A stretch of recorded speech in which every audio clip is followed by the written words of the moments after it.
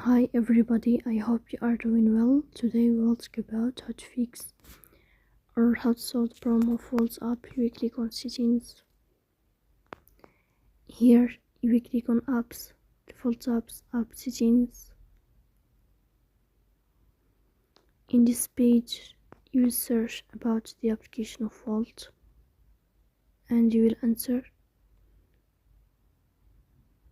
Here in this page of app info you will go to first stop and you will click OK.